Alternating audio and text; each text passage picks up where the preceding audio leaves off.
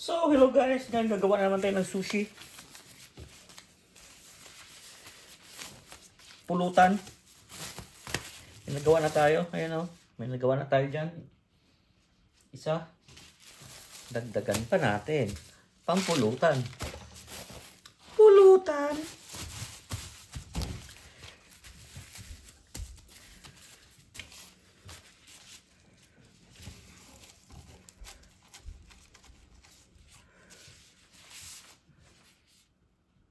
Pero marami-rami na ako nagawa guys, oh. Kada nyo wala akong nagawa yan, ang dami na, oh. 2, 4, 6, 8, 9 na yun. Marami-rami yung pulutan yan guys. Ayan, oh.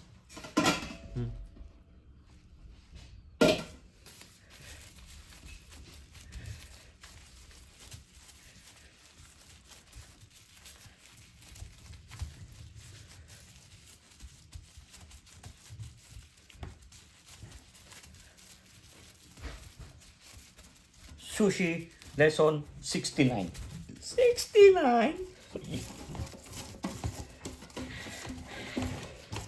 Marami-rami pa itong bigas natin. Kadami pa tayo nagawa. So meron tayo ditong green mansago.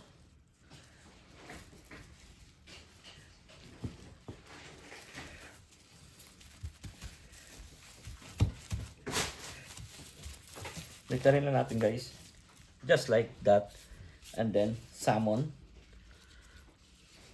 Tagdagan natin dito banda. Correct, pantay. Ganyan dapat.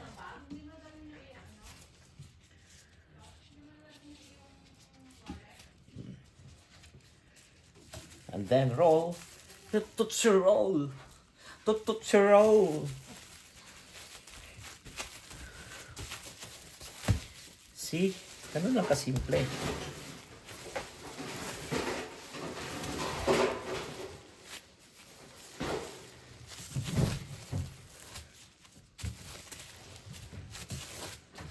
Diba?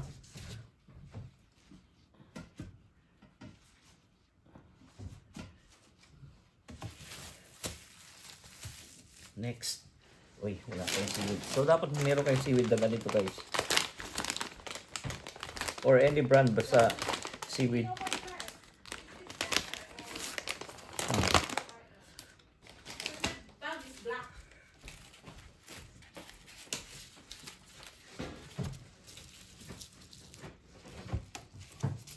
One, two, three. 4 na lang pala yan.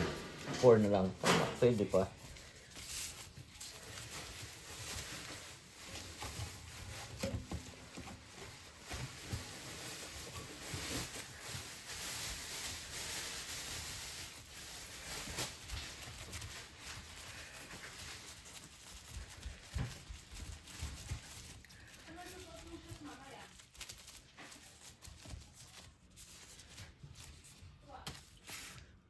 Pag sticky guys, lagyan nyo ng mayonnaise.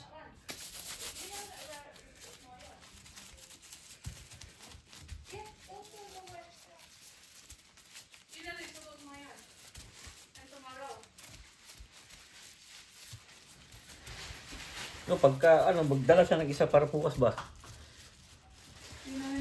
Na? Na?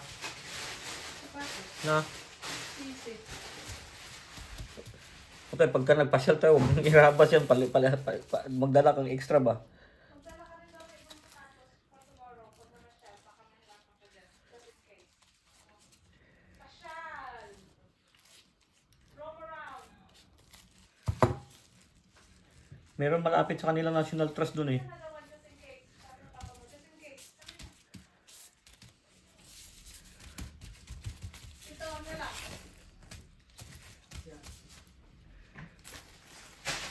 James?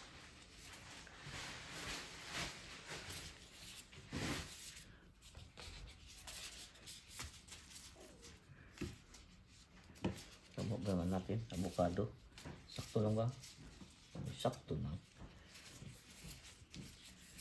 Walang labis, walang kulang.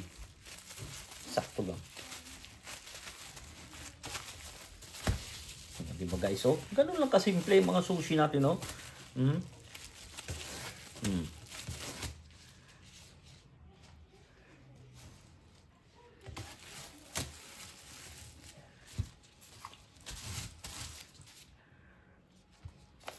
ano kasi to guys? Pangbaon. Pangbaon! Pangbaon sa pasyal. Sushi. Hindi pulutan. Sabi ko kanina pulutan. Hindi yan.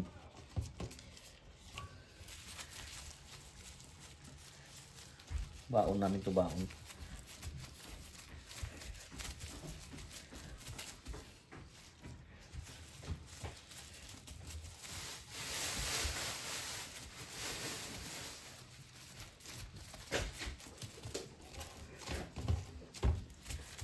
This time, you can use orange masago.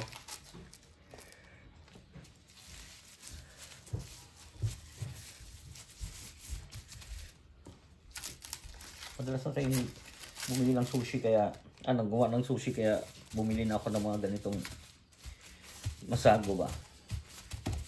Kasi dati pag matatagalan, na-expired. So, ngayon ay okay na. Hindi na abutin ng 2 buwan guys. Ubos yung isang tub na yan. So, yan. Ganyan lang oh. Then, avocado. Hindi ko na lalagyan ng mayonnaise guys kasi kita travel to kaya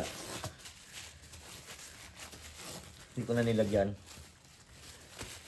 Hindi baon to guys, pang ano to, pang bigay ko sa aking kumpare. Shout out kay paring Alex, happy birthday sa iyo pare. Ito ginawa kita ng sushi. Kaya hindi ko nilagyan ng mayonnaise kasi magta-travel tayo guys. Mga 2 hours away from Manchester. So, ang kumpare ko nasa Wolverhampton. It's his 50th birthday. So, marunong tayo mag-sushi. Kaya, gawan lang natin ng... Ito lang naman yung ginawa natin sa kanya. Ayan, oh. Marami-rami ito. 2, 4, 6, 8, 10, 12, 14, 15.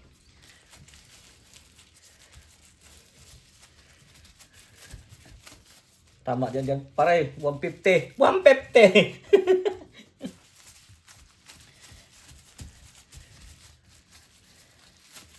Pwede na pare sa 150. 150. Sushi lang yan, 150.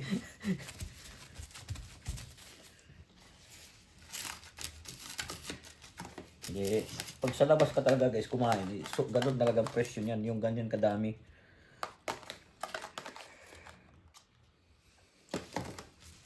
Tapos ano pa yun? Tipid pa yun. Kunti lang palaman nun.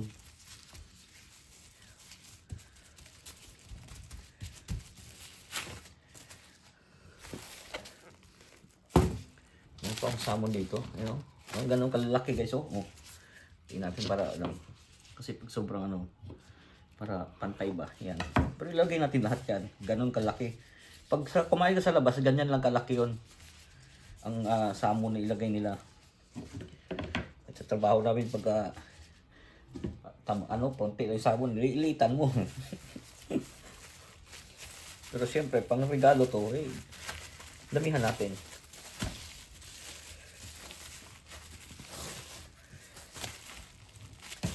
So, ganun lang kasimple guys, oh.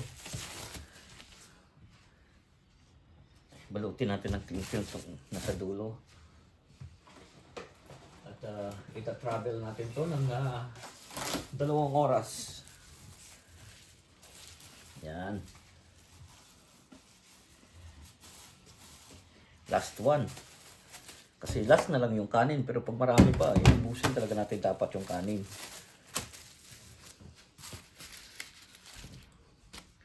Balik na natin itong isa guys. Sayang yan.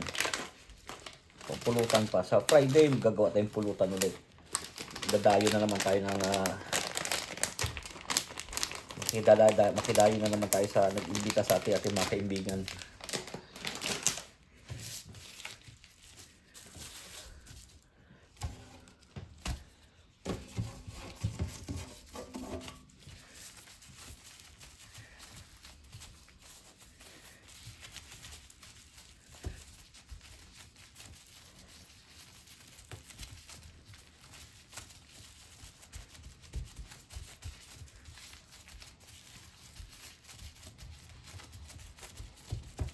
Ayun guys, oh. Last one, sakto talaga. Tapos may orange masago, no? Isang ano na lang to, dalawang gawa ng sushi, ubos na naman ang isang tub. Hindi na naman tayo.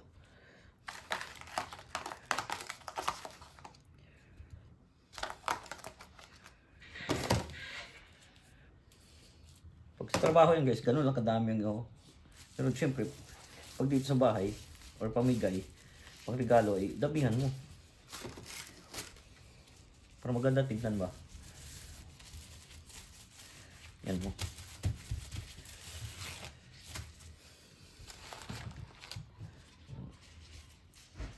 Lagay natin yan. Ayan guys. Pag sa trabaho guys, ganun lang yan, no? Manipis lang. Siyempre, damihan natin para maganda.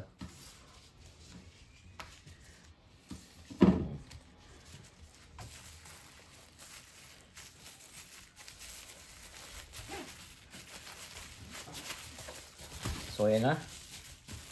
Ayos na. Parang Alex. Ayan na yung sushi mo. Doon na natin hiwain ito.